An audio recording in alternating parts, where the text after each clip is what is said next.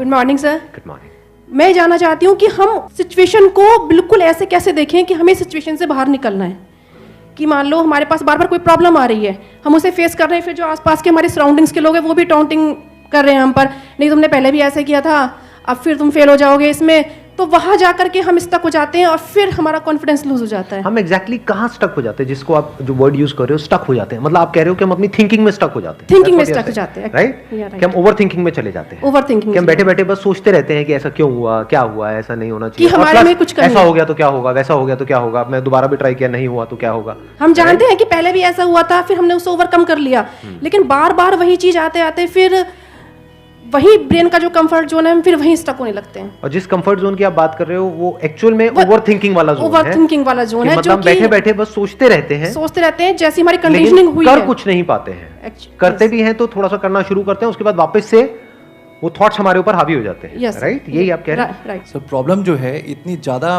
क्योंकि एक्चुअली क्या लाइफ में अगर कुछ अच्छा होता है तो शायद हम प्रॉब्लम से इजीली निकल जाते हैं, बट बैक टू बैक जब आपको फेलियर्स ही मिल रहे हैं उस टाइम पे भी आपको फिर दिखना ही बंद हो जाता है कि हाँ निकलने का भी कोई रास्ता है। प्रॉब्लम सबसे बड़ी पता है क्या है, कि सबको यही लगता है कि हमारी प्रॉब्लम सबसे बड़ी है। अगर यहां पर मैं एक एक करके सबको बोलूं कि आप बताओ कि आपकी लाइफ में क्या क्या प्रॉब्लम्स आई या अभी क्या प्रॉब्लम्स चल रही है, तो आई एम श्योर कोई सोच भी नहीं सकता कि अच्छा ऐसी प्रॉब्लम्स भी कोई फेस कर सकता है क्या। तो इन प्रॉब्लम्स के बावजूद भी कुछ लोग आगे बढ़ पाते हैं, कुछ नहीं बढ़ पाते हैं। That is the big question कि एग्जैक्टली हम स्टक कहां पर होते हैं। क्या हम एक्चुअल में लाइफ में प्रॉब्लम्स में फंसते हैं या उन प्रॉब्लम्स को लेकर के जो हमारी थिंकिंग है वहां फंसते हैं? सबसे पहले ये चीज हमको क्लियर होना चाहिए। तो जो हम कह रहे हैं फंस गए हैं, हम एक्चुअल में प्रॉब्लम्स में नहीं फंसे हैं, क्योंकि प्रॉब्लम्स तो सबकी लाइफ में है। हम एक्चुअल में थिंकिंग में फंस जाते हैं। राइट। ये पॉइंट सुनने में छोटा लग रहा होगा, but it is a very big point two understand in life, जो 99% लोगों को नहीं समझ में आता है। हम क्या समझते हैं कि हम प्रॉब्लम्स में फंस गए हैं, क्योंकि the moment you say that, तो जब तक प्रॉब्लम्स रहेगी तब तक आप फंसे रहोगे। और प्रॉब्लम्स कब तक रहेंगी? लाइफ टाइम, जब तक लाइफ रहेगी। Right. But the moment you से कि मैं प्रॉब्लम्स में नहीं फंसा, प्रॉब्लम्स मतलब लाइफ में नहीं फंसा हूं मैं, लाइफ के बारे में जो मेरी थिंकिंग है उधर मैं फंस गया हूं जाकर के, अब मैं उस थिंकिंग को कैसे चेंज करूं? Right. If you say that, तो वो आपके हाथ में पूरा कंट्रोल है। But if you ask me this question कि मेरी लाइफ की जो प्रॉब्लम्स हैं वो कैसे सॉल्व हो, तो उसका कोई जवाब नहीं है, क्योंकि वो कभी नहीं होगा। आज आपकी एक प्रॉब्लम है, वो सॉल्व हो भी जाएगी, कल कोई और प्रॉब्लम आ जाएगी, परसों कोई और आ जाएगी, फिर कोई और आ जाएगी, फिर कोई और आ जाएगी। Right sir. तो कैसे हम अपनी थिंकिंग को चेंज करें? सिंपल, थिंकिंग चेंज हो गई तो सब चेंज हो जाएगा। सब चेंज हो जाएगा, क्योंकि प्रॉब्लम्स को देखने का नजरिया बदल गया तो प्रॉब्लम बदल गई। एक बंदा जिसकी थिंकिंग नहीं फंसी हुई है, उसको आप चारों तरफ से फंसा दो, वो निकल जाएगा। लेकिन जिसकी थिंकिंग फंसी हुई है, उसको आप जा करके दुनिया जहान के सारे रिसोर्सेज दे दो, पूरा का पूरा खजाना भी दे दो, तब भी वो नहीं निकल पाएगा, तब भी रोएगा बैठ करके कि क्या मेरे को चारों तरफ खजाने से कैद कर दिया। अरे भाई खजाना है, कैद नहीं है। देखा ना ऐसे लोगों को जिनके पास में सब कुछ है लेकिन रोते रहते हैं। तो सब कुछ मिलना इज नॉट अ सॉल्यूशन। जिनकी लाइफ में कोई प्रॉब्लम नहीं है वो भी रो रहे हैं। सो अब आता है कि इसका सॉल्यूशन क्या है, कि we are stuck in our thought process, how to get out of it. तो सबसे पहली चीज ये समझनी है, ज्यादा सोचने से कुछ नहीं होता है,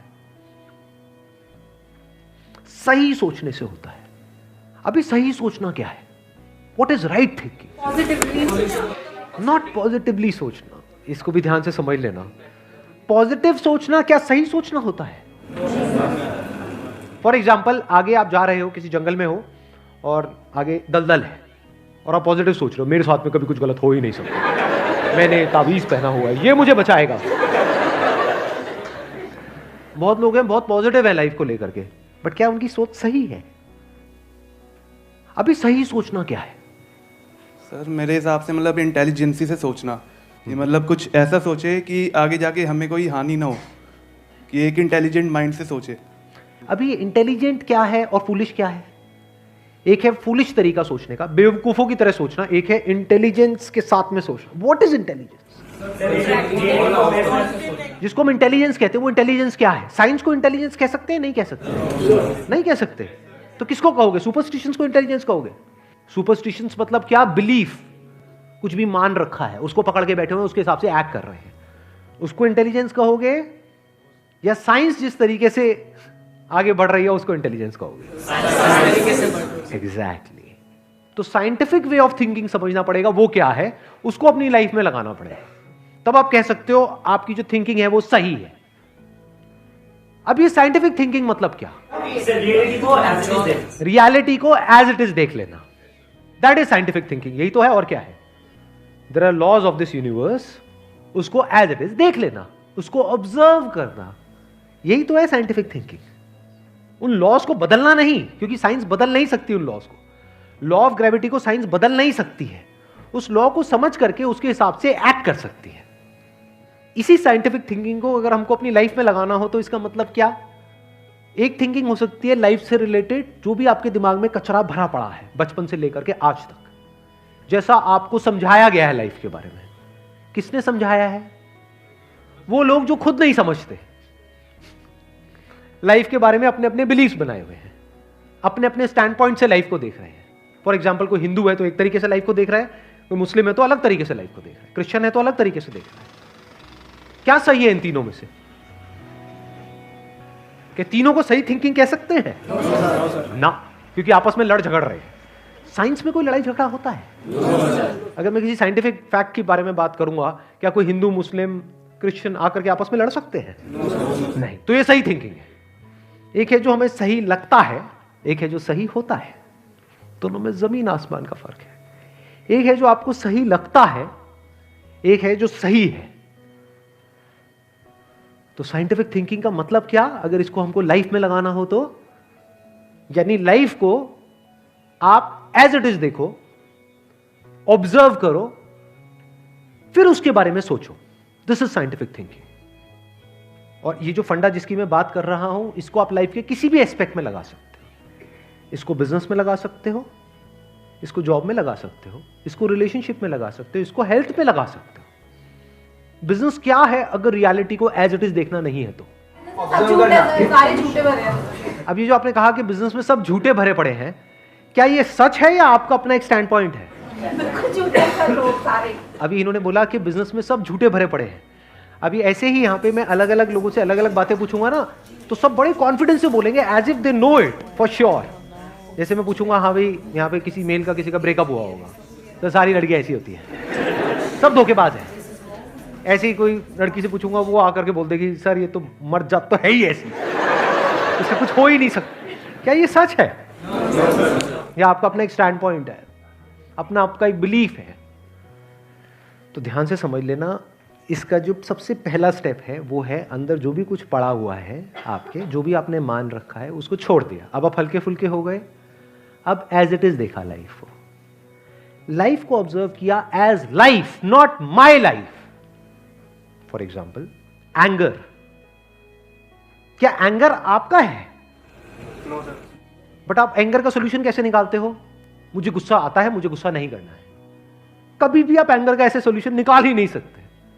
सिर्फ आपको आता है गुस्सा या सबको आता है? सबको आता है। तो क्या एंगर सिर्फ आपकी प्रॉब्लम है या एंगर एक लाइफ की प्रॉब्लम है? Fear, if you can look at fear, not your fear और माई फियर, फियर, डर है ना, वो डर क्या है? Can you look at it? इसको बोलते हैं साइंटिफिकली चीजों को देखना। रिलेशनशिप, नॉट माई रिलेशनशिप और योर रिलेशनशिप, रिलेशनशिप। तो इस तरह से जब हम चीजों को देखते हैं ना, not from a subjective point of view but from an objective point of view, जैसे एक साइंटिस्ट देखता है, जैसे एक साइंटिस्ट ऑब्जर्व करता है, वहां पे ना खुश हुआ जाता है, ना परेशान हुआ जाता है, ना पॉजिटिव हुआ जाता है, ना नेगेटिव हुआ जाता है। This positive and negative is your stand point, is a subjective point of view. In objective reality, उसमें खुश क्या होना है और दुखी क्या होना है, वहां पर सब कुछ क्लियरली नजर आ रहा होता है। वहां पे कभी भी हमारी थॉट प्रोसेस स्टक नहीं होती, हम फंस ही नहीं सकते। बिलीफ्स में आप गारंटेड फंसोगे। शॉर्ट टर्म में वो अच्छे लग रहे होते हैं क्योंकि वहां पे कंफर्ट मिलता है। जो भी हमने मान रखा है, अगर उसको पकड़ करके हम बैठे रहें और उसमें गोल गोल घूमते रहें तो बड़ा कंफर्ट मिलता है, लेकिन आगे जाकर के वो हमको फंसा देता है, एंटैंगल्ड कर देता है। बट जो रियलिटी है वो धीरे धीरे आपको आजाद करती रहती है, जितना आप रियलिटी को समझ जाते हो उस लेवल तक। यानी कि अगर इसको मैं पूरा समअप करूं जो भी मैंने अब तक कहा है उसको, ये सेशन शुरू कहाँ से हुआ था? फेलियर से हुआ था कि एक के बाद एक हमने लाइफ में बहुत सारे फेलियर्स फेस करे हैं। तो अब अपने फेलियर्स को ऑब्जर्व मत करो, अपने को बीच में से हटा दो, ऑब्जर्व करो ये जो फेलियर्स हैं ये क्या है। तो you will start seeing the nature of those failures, you will start seeing the causes of those failures. For example मेरी लाइफ है, अगर मेरे को उसको ऑब्जर्व करना है, दो तरीके हो सकते हैं। एक ये, अब मैं अपनी लाइफ में थोड़ा सजा रहा हूं जिससे कि आप उसको रिलेट कर सको। मैंने पास में कुछ गलतियां करी, बहुत बड़ी बड़ी गलतियां करी, मेजर लॉसेस हुए। तो एक एंगल तो ये हो सकता है मैं ऐसा कैसे कर सकता हूं। दूसरा ये है कि मैं ऑब्जर्व करूं कि एग्जैक्टली वो गलती क्या थी और उसका कॉज क्या था। तो वो दिख जाता है, अच्छा उस टाइम पे वो ग्रीड बहुत ज्यादा हावी हुई पड़ी थी। अच्छा ये ग्रीड क्यों हावी हुई पड़ी थी, इतना लालच क्यों आया हुआ था कि हाँ ये करना है, ये करना है, ये करना है, ये क्यों आया हुआ था? और ये बचपन से ऐसी कंडीशनिंग हुई पड़ी थी, बचपन से घर में यही सारी बातें सुनी थी। तो इसलिए I was acting out of that information जो मेरे अंदर फीडेड थी, and that was not correct information. वो सारी इंफॉर्मेशन गलत थी, जिसकी वजह से मैंने जल्दी से एक्ट किया, बिना सोचे समझे, बिना सही थिंकिंग के एक्ट कर दिया, उस वजह से जाकर के फंस गया। तो मुझे उस बंदे ने नहीं फंसाया, मैं खुद फंसा अपने लालच की वजह से। तो अब ये क्लियर हो रहा है हम कैसे देखते हैं। तो वंस वी सी दैट, तो अब मैं उससे पूरी तरह से फ्री हो गया, because I understood something which is very basic in life, जिसकी वजह से पूरी की पूरी लाइफ एक अलग ट्रैक पे निकल गई। क्या समझ आया? कि कभी भी ग्रीड से एक्ट नहीं करना है। अब इसको हम समझते हैं, कैसे समझते हैं? मॉरल साइंस की बुक से। वो सब बकवास है, ये लालच नहीं होना चाहिए, सबके अंदर लालच भरा पड़ा है। बट लालच हमको कैसे फंसाता है, इसको ऑब्जर्व किया अपनी गलतियों के बेस पर, और फिर समझ आया अच्छा ये होता है। लालच से ग्रोथ नहीं होती है। लालच से आप पैसा कमा सकते हो, बट उसको आप ग्रोथ नहीं कह सकते, क्योंकि आप डिग्रेड हो रहे हो, तो आप एक्चुअल में ग्रो नहीं कर रहे हो।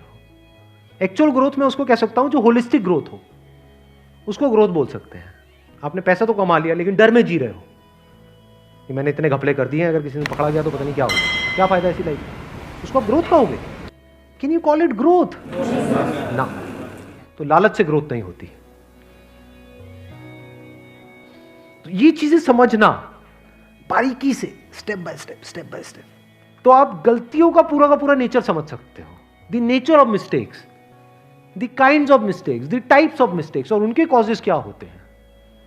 और जैसे ही हमको ये सब समझ आ जाता है और साफ दिखने लग जाता है, तो वो गलतियां होनी हमसे बंद हो जाती हैं। और जितनी भी गलतियां हो सकती हैं, उन सबके अगर नेचर समझ आ जाते हैं, तो गलतियां होने की पॉसिबिलिटी फ्यूचर में ऑलमोस्ट खत्म हो जाती है। प्लस जब समझ आ गई है उसकी रियलिटी, तो वहां पे ओवर थिंकिंग के लिए जगह नहीं होती है, अपन थिंकिंग में स्टक नहीं होते हैं। Wish you all the very best, thank you so much for coming.